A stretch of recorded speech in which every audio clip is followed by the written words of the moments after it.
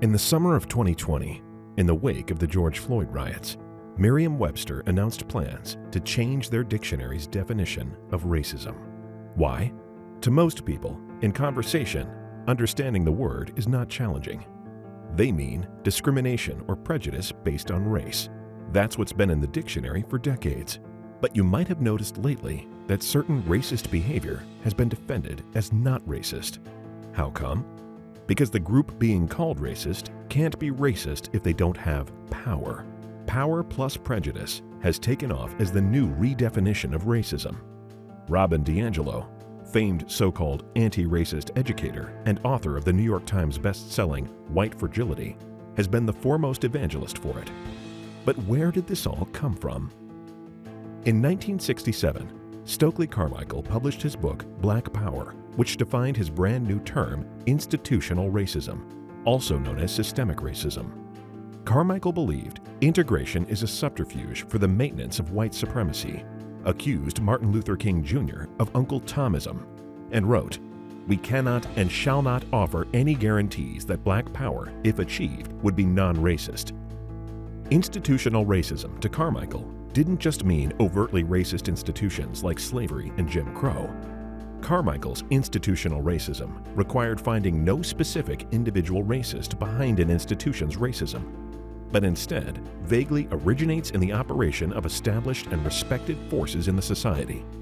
To Carmichael, the United States, all of it, North as well as South, West as well as East, is a racist society. A self-described Marxist-Leninist, Carmichael moved just 1 year later to Guinea to dedicate the remainder of his life to pursue his solution to racism and injustice, forming a communist Pan-African black ethnostate. While there, he renamed himself Kwame Ture after two Marxist African dictators, one of whom killed an estimated 50,000 political opponents in concentration camps. Stokely Carmichael, despite advocating violence, was elected president of the Student Nonviolent Coordinating Committee, a major activist group. The late John Lewis, a civil rights hero who previously led the group, left after Carmichael's election. Under his leadership, the group voted to expel all their white members, arguing that whites and blacks should not work together in the fight for racial justice. Instead, white activists should work separately, going back into the white community to educate whites in Carmichael's views. That's exactly what happened. After riots shook Detroit in the summer of 1967, the government and business leaders looked for answers to promote racial healing. What they found instead were activists promoting Carmichaelism under the guise of anti-racism. The Detroit Industrial Mission was welcomed by corporations, churches, and others to have its staff member and Carmichael fan Robert Terry teach his philosophy of New White Consciousness.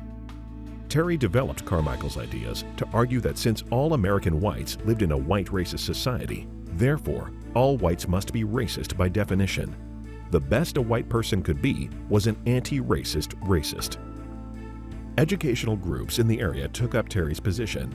The Michigan-Ohio Regional Educational Laboratory, or MORAL, funded in part by the federal government, after reviewing how the nation's experts thought racism could be best fought in education, decided to throw out what they found. The experts were too focused on fighting individual racism and helping disadvantaged students, instead of fighting Carmichael's institutional racism.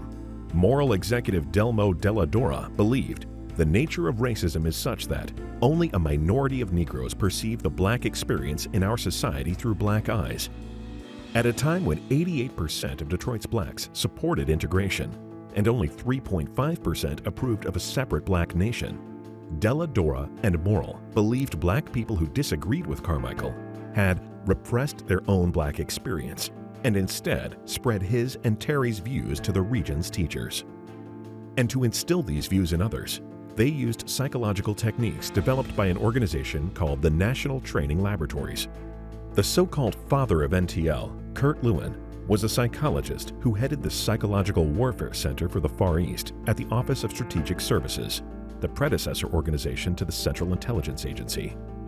NTL focused on using group dynamics to create change agents, and the same techniques created at NTL to instill group conformity would be used by the infamous cult Synanon.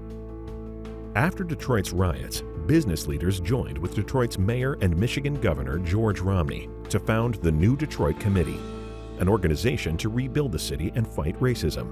Under the Detroit Industrial Mission's advice, the committee frustrated mainstream black organizations by excluding them and instead including militant black nationalists, one of whom had threatened to set ablaze Ford and General Motors if militants weren't given what they wanted. Under allegations of participating in riot insurance, New Detroit gave massive grants to ultra-militant activists and provided them wide influence within the organization. New Detroit hired Robert Terry's wife, Joanne Terry, to run a volunteer speakers bureau, which taught his ideas to no less than 188,000 people around the area. Then, in 1970, New Detroit published a curriculum by high school educator Patricia Bidall. Bidall was one of the activists who had been told to go back into the white community and educate whites in radical views. Thanking the Detroit Industrial Mission, Robert Terry, Joanne Terry, and Delmo Della Dora, citing material from Stokely Carmichael and using techniques developed by the National Training Laboratories, Bidall's Developing New Perspectives on Race, an innovative multimedia social studies curriculum in race relations for the secondary level, for the first time featured power plus prejudice as a definition of racism, a simple bullet point. Power plus prejudice wasn't a redefinition to help us better understand racism. It was a redefinition designed by white activists and spread using psychologically manipulative methods for the purpose of forcing our discussion of racism towards a very specific radical viewpoint, one most black people opposed. For more, read Redefining Racism: How Racism Became Power Plus Prejudice, written by Jake Klein from Black Sheep Books. Get your copy at wetheblacksheep.com.